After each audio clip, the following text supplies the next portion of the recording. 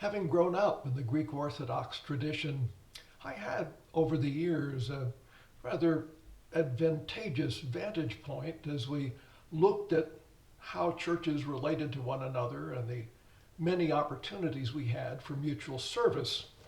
Sometimes these, however, led to conflicts that seemed over the years rather tragic.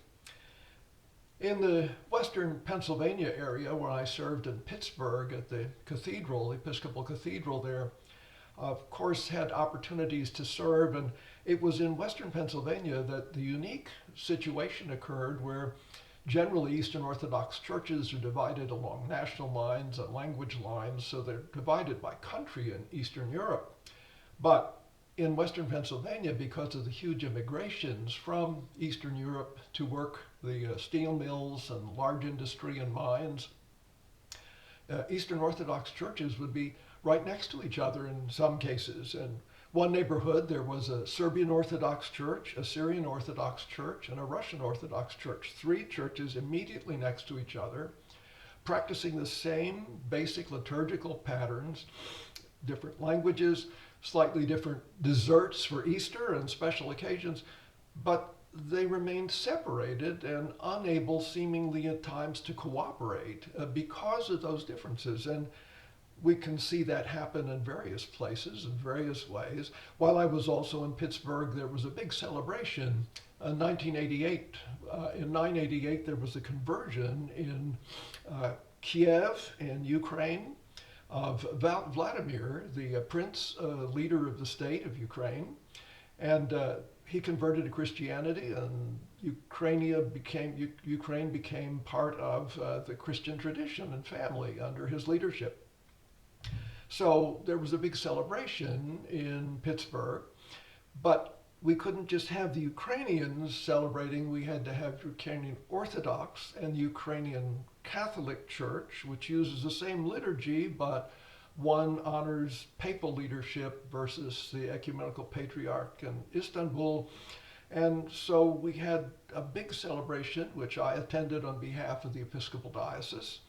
And the liturgy went on for 4.5 hours. Usually Orthodox liturgies are 2 or 3 hours long, but this had to be 4 hours because they had to do it in first, it was done by the Archbishop of the Ukrainian Orthodox Church, and then by the Archbishop of the Ukrainian Catholic Church. The exact same prayers, the exact same forms, and the clergy were lined up one group on one side and one group on the other side. And I can tell you that the observation by a number of the ecumenical participants in this was that how sad this was, that here are people using the same language, using essentially the same liturgy, not being able to cooperate.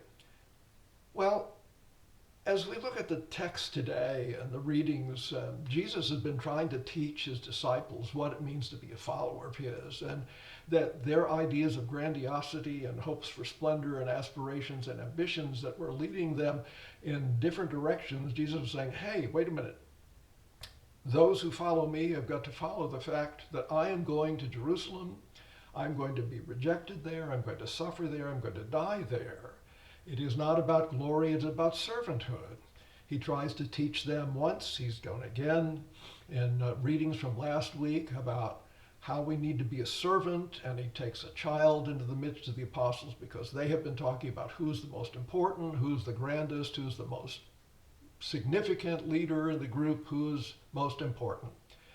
And those are issues we often struggle about, but they become the potentials for stumbling blocks, and they're not what Jesus wants us to know.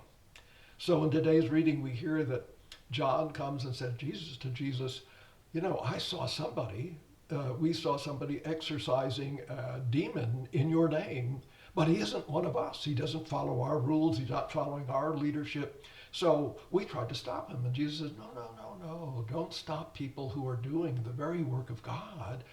They can't speak against us if they are working in our name.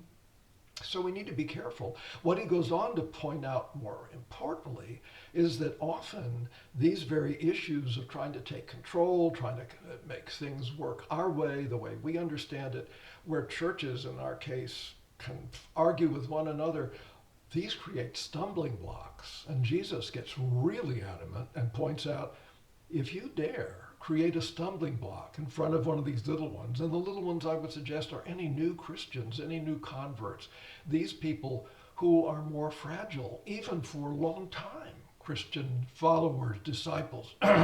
If the leadership creates stumbling blocks because of their own inabilities to work together, to cooperate, uh, especially when we're embracing so much in common, and there are really such small differences, but we emphasize the differences to the detriment of the greater whole, of the truth of God's mercy, love, compassion, and healing.